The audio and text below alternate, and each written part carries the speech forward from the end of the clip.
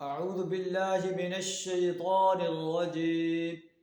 بسم الله الرحمن الرحيم. وأنذر عشيرتك الأقربين واخفض جناحك لمن اتبعك من المؤمنين فإن عصوك فقل إني بريء مما تعملون.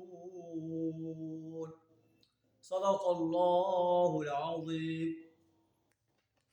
نبی صلی اللہ علیہ وسلم کو ارشاد فرمایا جا رہا ہے کہ وَأَنذِرْ عَشِيرَتَكَ الْأَقْرَبِينَ، اپنے قریبی رشتہ داروں کو ڈراؤ. وَاخْفِضْ جَنَاحَكَ لِمَنِ اتَّبَعَكَ مِنَ الْمُؤْمِنِينَ، اور ایمان لانے والوں میں سے جو لوگ آپ کی اتباع کریں ان کے لیے تواضع سے پیش آؤ.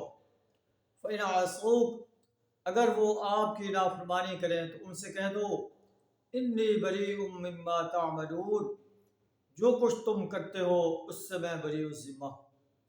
نبی صلی اللہ علیہ وسلم کو ارشاد فرمایا جا رہا ہے اپنے قریبی رشتہ داروں کو ڈراؤ.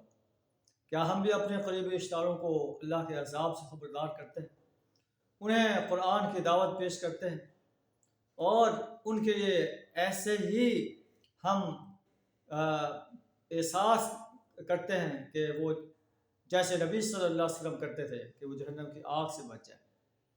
تو جب یہ آیت نازل ہوئی تو نبی صلی اللہ علیہ وسلم نے اپنے قریبی رشتہ داروں میں سے ایک ایک کو بلا کر کہا یا بنی عبد المطلب، یا عباس، یا صفیہ عمۃ رسول اللہ، یا فاطمہ بنت محمد، انقذوا انفسکم من النار فانی لا املک لکم من اللہ شیئا سلونی من مالی ما شئتم.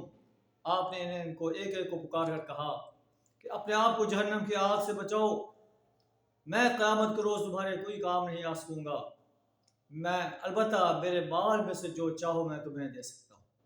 تو اسی طرح باقی قبائل کے لوگ جو آپ کے رشتہ دار تھے ان کو بھی آپ نے دعوت دی صفا کے پہاڑ پر کھڑے ہو کر. تو یہ نبی صلی اللہ علیہ وسلم کی بے راگ دعوت تھی جو آپ نے اپنے قریبی رشتہ داروں کو بھی دی، قریبی قبائل کو بھی دی، اور پھر عرب سے نکل کر پوری انسانیت کے سامنے اس دعوت کو پیش کیا کہ ایک اللہ کی بندگی کرو، ایک اللہ کی پرستش کرو، ایک اللہ کی غلامی اختیار کرو. اگر اللہ کو چھوڑ کر کسی اور کی غلامی کرو گے، کسی اور کی پرستش کرو گے تو پھر اللہ کے عذاب سے تمہیں کوئی نہیں بچا سکے گا. اللہ سے تعالیٰ ہمیں بھی اپنی ہی پرستش، اپنی ہی بندگی، اپنی ہی غلامی، اپنی اطاعت کرنے کی توفیق عطا فرمائے. وآخر دعوانا الحمد للہ رب العالمین.